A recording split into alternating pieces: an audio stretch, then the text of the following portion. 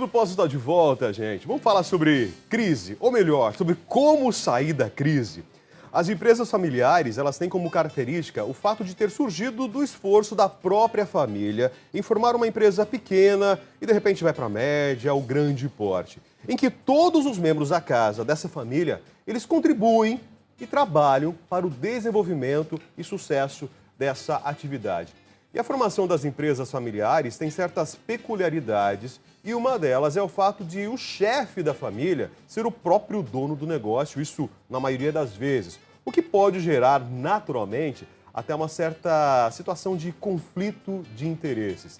E a gestão da empresa familiar encontra aí diversos obstáculos que vale a pena ser discutidos como empresa e também como família. No programa de hoje, a gente recebe aqui o fundador da StartB, é isso, né? O Wellington Borges, para falar um pouquinho mais sobre essa relação, sobre como começar uma empresa dentro de casa, com a própria família. Wellington, boa tarde, bem-vindo. Boa tarde, muito obrigado pela presença. É o momento certo agora para começar o próprio negócio? O que você acha disso? Olha, Rafael, não é nenhuma questão de momento certo. Hoje tem crescido muito o empreendedorismo por necessidade. E quando nós pensamos em gestão familiar, em empresas familiares, a maior parte delas existem a partir desse momento. No mundo todo, existem empresas familiares que começaram talvez como você, telespectadora, você que está a fim de ajudar na sua casa, está a fim de melhorar o seu orçamento e, de repente, aquele filho que até poucos dias trabalhava numa empresa foi demitido e ele passa a ser um ajudante, passa a fazer parte daquele processo de venda de bolo. Talvez a senhora vende bolo para a vizinhança por confecção e, de repente, isso começa a virar um modelo de negócio. Aquele filho que você sustenta na escola, tal, ele vem cheio de ideias e ele passa a fazer parte do negócio, né? Hoje, nós temos N modelos de negócios que começam com sorvetes caseiros até em franquias de bolo que cresceram, que tem mais de 800 lojas que começaram numa cozinha com a mãe, com o pai, com os filhos, todo mundo contribuindo ali para vender alguma coisa e melhorar o orçamento familiar. A pessoa percebe que o negócio está ficando sério? Uma característica muito importante, por isso que é interessante ressaltar um ponto que você falou, é que muitas das vezes não se projeta. Acontece. Principalmente, na maioria dos casos, por que na terceira geração a empresa ela acaba falindo? Esse processo de empreender por necessidade é uma coisa tão maluca, vamos dizer assim, que muitas das vezes as pessoas elas se veem forçadas a começar algo, primeiramente porque é uma necessidade. Em segundo momento, as coisas crescem de uma forma exponencial. Só que ao invés do pequeno empresário, do pai, da mãe, envolver os filhos para que eles se preparem para aquele negócio, eles tratam muitas das vezes aquele negócio como um negócio, eu estou fazendo isso porque o meu filho, eu não quero que no futuro ele venha fazer o que eu faço. Eu não quero que o meu filho ele sofra como eu sofri. Só que esse negócio começa a virar um big do negócio, né? É esse negócio que leva o filho para estudar nos Estados Unidos, é esse negócio que faz com que a família viaje, compre carro, casa. E não é mais aquele negocinho que foi criado simplesmente para sobreviver.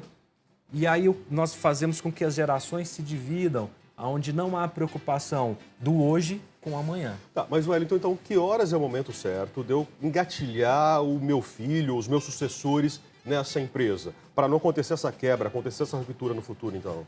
O grande ponto, e eu sou filho de empreendedor, e falo isso de experiência própria, porque foi a minha grande inspiração para ser o que eu sou hoje, o grande ponto é você começar a envolvê-los nas coisas que acontecem em torno da empresa, nas decisões que você toma. Porque vamos pensar o seguinte, você chega na sua casa, você infelizmente recebeu a notícia que foi demitido. Você automaticamente, assim que surge o empreendedorismo no Brasil, a maior parte dos empreendedores brasileiros surgem assim. Ele foi demitido, ele recebeu uma boa grana desse acerto dele e ele fica sem saber o que fazer. Muitas das vezes ele trabalhou 10 anos, 15 anos naquela empresa. Automaticamente, logicamente, ele não sabe o que fazer senão o que ele já fazia. Automaticamente também, na comunidade onde ele vive, a influência dos amigos, surgem ideias de negócio. E o primeiro erro acontece aí. Não existe um planejamento. Eu vou virar para o Rafael, meu vizinho, meu amigo, e falar assim, olha, eu estou a fim de investir na compra e venda de carro. Nesse momento, nós não sabemos e nem projetamos se isso vai virar uma concessionária um dia. Não, eu vou comprar carro usado e vou vender carro usado. Tanto que a maior parte das concessionárias hoje no Brasil, que são familiares, elas surgiram assim, com compra e venda de negócio. Então, o que acontece? Quando você cria um negócio, começou a funcionar, você começou a ter os primeiros faturamentos, a família precisa saber o que está acontecendo. Não é mais como antigamente que você sai, você faz negócio, chega em casa e o filho não sabe o que o pai faz, a esposa não se interessa pelas coisas. É uma empresa familiar, ela precisa de atuar em família. E aí, de repente, esse adolescente, esse jovem, ele começa a fazer parte do negócio. O Wellington, aí não vê aquela coisa de, parece que é história de novela, que a esposa só se interessa pelo cartão de crédito e o filho só quer a viagem, só quer a diversão. Ah, eu não quero entrar no escritório de advocacia do meu pai, por exemplo. Eu não quero trabalhar na empresa, na mecânica, na oficina do meu pai. Mas isso acontece exatamente porque essa base na qual nós falamos, ela não é formada. A criança não tem nexo ou ligação nenhuma com a profissão do pai, que é advogado. Ela, na verdade, ela só sabe o que é ser um advogado pelo que ele escuta na escola, pelo que ele vê na internet. Não se pode mais pensar em empresa, seja ela pequena, média ou grande, simplesmente como uma pessoa individual. Você precisa de pensar em comunidade, você precisa pensar em família. E dentro da sua casa, é muito importante que você comente com seus filhos o que está acontecendo. Envolva eles, leve ele um dia para o escritório para ver como que você faz. E aí, a partir daquele momento, você vai ganhando propriedade. Se ele vai querer ou não tomar conta dos negócios da família, é uma opção futura. Entendi. Isso é uma opção futura. O começar do zero, como deve ser? O começar uma empresa familiar do zero. Isso aí eu vou dar uma dica muito importante que eu acho que é fundamental para você começar do zero. Se você hoje tem condições ou a necessidade de criar um negócio do zero, antes de começar, pesquise sobre o que você vai fazer. Sabe? Você tem que associar o que é bom no mercado, o que dá dinheiro, mas você também tem que associar a sua habilidade de fazer. Não basta simplesmente você ser levado por ondas que existem de mercado e você investir em uma coisa que não tem nada a ver com você. Primeiro, que você não vai ter sucesso. Segundo, que você vai ser infeliz o tempo todo que você tentar fazer dar certo. Então, é muito importante. Você pesquisando, você vai começar a planejar antes de investir o que você vai fazer. As pessoas associam, Rafael, planejamento a uma coisa que demora muito. Não. Determine uma semana de pesquisa. Converse com pessoas que já fazem o que você faz. Eu tenho certeza que o que você pretende fazer, na maioria das vezes, né, pode ser que tenha alguém nos assistindo que está com um negócio único no mundo, mas a maioria dos negócios que você possa vir tentar fazer, alguém já fez. Então, por que não pesquisar? Por que não tentar entender como foi o início das coisas? Isso vai fazer com que você ganhe tempo. E, claro, para quem tem condições de contratar uma empresa, de pesquisar, fazer um curso, já ia perguntar sobre isso, uma assessoria, né? Busque uma assessoria. Nós temos hoje na StartBee cursos de ideias que são totalmente gratuitos. Como você põe uma ideia no papel, como que você desenvolve o negócio. A internet está cheia de sugestões. Hoje em dia, se você tem uma vontade de montar qualquer coisa, e hoje nós também temos o problema do empreendedorismo compartilhado. Você trabalha aqui, mas você também tem o seu negócio fora daqui. A internet, as informações, elas estão completas hoje. Não é mais um pedaço da informação. Você tem o ABC completo de como gerir e montar a sua empresa. Precisa de dinheiro? De muito dinheiro? Depende do negócio? Nós temos aqui nesse programa um fato fantástico sobre isso. Artesanato. Nós acabamos de ver aqui que nesse programa nós vamos falar sobre artesanato utilizando produtos recicláveis. Hoje é uma latinha de sardinha, inclusive. Olha isso. Olha que fantástico. A minha pergunta para esse pequeno empreendedor, para essa pessoa que é empreendedor que está nos assistindo, você acha que precisa de muito dinheiro para empreender? Eu garanto para você que não. Agora, o tamanho da velocidade do empreendimento que você quer fazer, o tamanho do sonho que você quer ter, ou que você já tem e pretende alcançar, isso sim pode variar. Quando se empreende por necessidade, não se pergunta muito sobre dinheiro. Quando se empreende por opção de investimento, aí sim é necessário você estar mais preparado, porque você quer investir, que é o retorno imediato desse dinheiro. Hoje eu posso chegar na minha casa e falar assim, eu vou fazer bolo para vender na vizinhança. O grande maioria das pessoas é começar um negócio com aquela ideia, mas eu não sei fazer nada. É como você falou no começo, né? Fiquei 15 anos, 10 anos, 20 anos numa mesma empresa, apertando parafuso. Só sei fazer isso e lá fora não cabe mais alguém para apertar parafuso. Exatamente. Vou ter que abrir um negócio diferente, mas eu não sei fazer outra coisa. E aí? Isso aí é um problema, é um paradoxo que você vai viver. Por mais que você também soubesse alguma coisa, você ia ter um grande medo emocional, tá? A maioria das vezes. Entre quebrar aquele ciclo de uma coisa que você fazia 15 anos e começar uma coisa nova. Eu te dou uma dica muito simples.